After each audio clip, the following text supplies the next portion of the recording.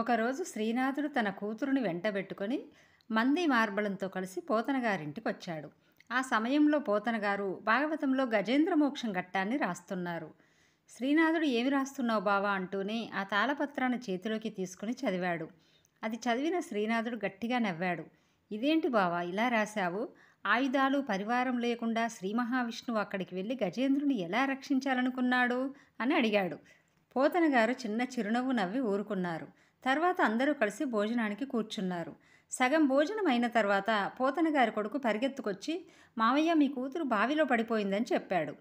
శ్రీనాథుడు అయ్యో అంటూ పరుగున లేచి ఎంగిలి చేయి కూడా కడుక్కోకుండా పెరట్లోకి పరిగెత్తుకుంటూ వెళ్ళి బావిలోకి తొంగి చూసి, అమ్మా సుశీల, అమ్మా సుశీల అంటూ గట్టిగా అరిచాడు. అంతలోనే చెట్టుచాటు నుంచి ఏమిటి నాన్నగారు అంటూ సుశీల పరిగెత్తుకుంటూ వచ్చింది.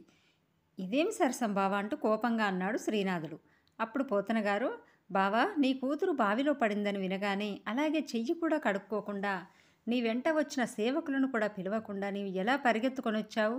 కూతుర్ని ఎలా కాపాడాలని అనుకున్నావు? నీ బిడ్డ పట్ల నీకు ఎంత ఆతృత ఉందో భక్తులు ఆపదలో ఉంటే శ్రీమన్నారాయణుడు కూడా అంతే, అలాగే వచ్చేస్తాడు. ఆపదలో ఉన్న గజేంద్రుని రక్షించడానికి ఆ శ్రీ మహావిష్ణువు కూడా పరుగు పరుగున వచ్చాడు. నారాయణుడు దేవుడు కనుక ఆయన వెంట శంఖము, చక్రము, గదా పరివారము కూడా వచ్చాయి.